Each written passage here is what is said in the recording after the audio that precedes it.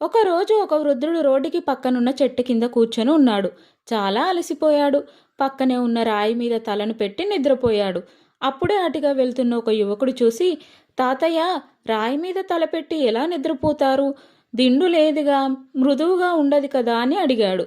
వృద్ధుడు కళ్ళు తెరిచి నవ్వుతూ, బాబు, దిండు అంటే మృదువుగా ఉండాల్సిన అవసరం లేదు. మనసు నిద్రపోయేలా ఉన్నా చాలు అన్నాడు. యువకుడు అర్థం కాక మళ్ళీ అడిగాడు. వృద్ధుడు అప్పుడు నెమ్మదిగా, మనిషి నిద్రకి కావలసింది దిండు, రాయి, బంగారం అని కాదు. మనసు ప్రశాంతంగా ఉంటే ఏ చోట అయినా నిద్ర సుఖమే. కానీ మనసు కలతతో ఉంటే వెండి దిండు పైన నిద్రించినా ఎంత మృదువుగా ఉన్నా నిద్ర రాదు. ఈ కథ ద్వారా నేను చెప్పేది ఏంటంటే, ఈ తాతయ్య చెప్పినట్టుగానే మనం కూడా చాలా మందిని చూస్తూ ఉంటాం రోజు. వీళ్ళు ఎలా ఏం సౌకర్యాలు లేకున్నా సంతోషంగా ఉండగలుగుతున్నారు, ఇంత సౌండ్స్ మధ్యలో కూడా నిద్రపోగలుగుతున్నారు అని అనుకుంటూ ఉంటాం. ఎందుకంటే వాళ్ళు ఉన్నంతలో తృప్తిగా ఉండి సంతోషంగా ఉంటారు. అందుకే ప్రశాంతంగా నిద్రపోతారు.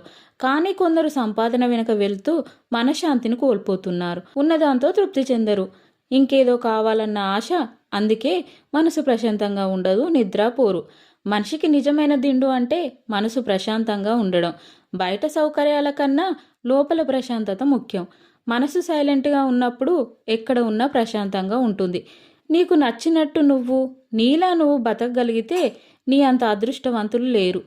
కొద్దిసేపు ఆగి నీకోసం నువ్వు బ్రతికి మనసు ప్రశాంతం చేసుకో మిత్రమా. స్మైల్ ఆన్, ప్రశాంతత start, happy sleep. Please like, share, subscribe.